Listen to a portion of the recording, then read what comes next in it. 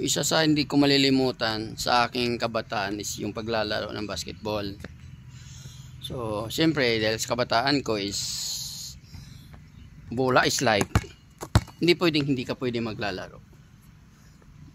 Pa-shoot shoot, dribble dribble kahit matanda na. Kahit yung talon is almost isang dangkal na lang oh. Pero dahil ball is life, hindi pa rin mawawala sa atin yung paglalaro. Kaya paminsan-minsan lalaro-laro tayo. So dito pala tayo sa Kibawi Sports Center dito sa Bukidnon. So lugar ni Soberi. See? So kaya-kaya pa nating mag-shoot. Hindi na pala. So magandang lugar dito. So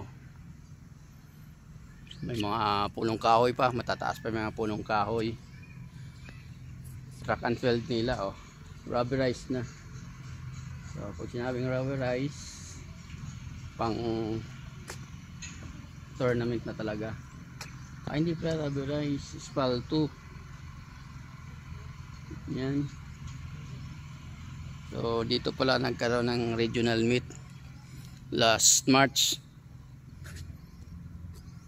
So buong region 10 to dito hineld yung track and field.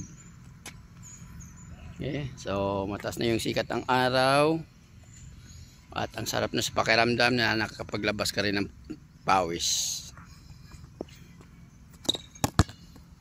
Okay, so sa mga late 20s 30s, so lagi ako naglalaro ng basketball sa Lucena, sa Iligan. So ito yung life ko.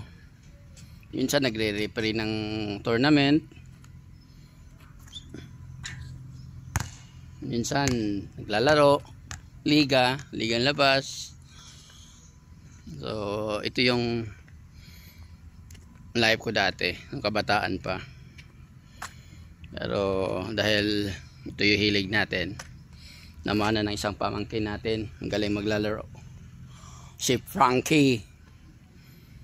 Okay, so ang ganda dito, although hindi pa siya tapos lahat kasi mayroon pang Olympic swimming pool itatayo, baseball, tsaka yung gym. Okay naman. Ito, daming gubat na gubat pa talaga oh.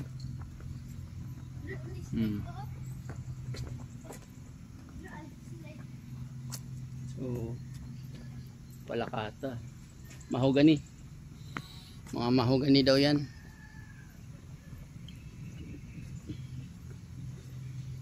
Ayan. So sobrang lamig dito sa loob.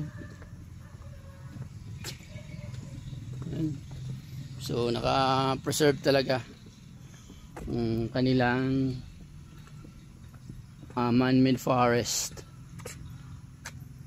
Yan. So ang ganda dito, nakapaglabas ka ng pawis, nakapagpasikat ka sa araw, kahit papaano yung baga na-exercise paminsan-minsan. Kasi sa Maynila wala ho na talaga wala na ho talagang time kasi work na tayo, business. Kaya sulitin natin nung isang pagkakataon na nakabisita tayo sa ating kapatid. Same time naikot tayo sa kanilang lugar, which is napakaganda talaga. Okay, so mamaya tingnan natin kung makaya natin umikot mga 3 bisis. Okay, so maganda din ata mag-ikot-ikot dyan. Okay, so bye-bye. Jogging tayo diyan sa oval.